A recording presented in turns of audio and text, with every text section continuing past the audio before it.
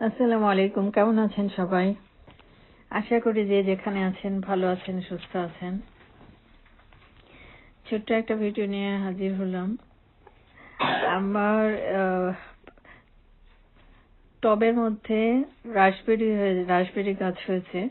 এই যে দেখা যাচ্ছে টসটসে লাল হয়ে পেকেও গেছে। নিজের গাছের এরকম ফ্রেশ ফ্রুটস মানে পেরে খাওয়াটাও একটা আনন্দের ব্যাপার। আর এই রাসবেরি গুলো অসম্ভব মিষ্টি ছিল, অসম্ভব মিষ্টি। বাজার থেকে যেগুলো কিনে নিয়ে আসি ওগুলো একটু টক টক থাকে, কিন্তু নিজের গাছের জন্য সেজন্য বলবো না। এই রাসবেরি গুলো আসলে অনেক মজার, অনেক মিষ্টি।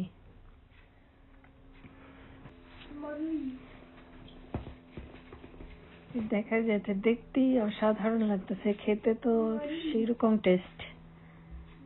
আর এই ফ্রুটস গুলো আসলে অনেক এক্সপেন্সিভও, এখানে অনেক দামি একটা ফ্রুটস।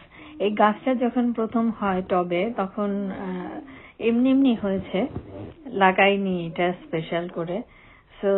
কিন্তু এই দেশে হচ্ছে ইউকেতে স্পেশালি রাসবেরি এবং ব্লুবেরি গাছগুলো খুবই অ্যাভেলেবেল। যে কোনো জায়গায় এই গাছগুলো হয়ে থাকে, রাস্তায়, পার্কে, সব জায়গায়।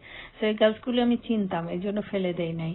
এরপরে দেখে 1 বছরের মাথায় এত সুন্দর ফল এসছে, আলহামদুলিল্লাহ।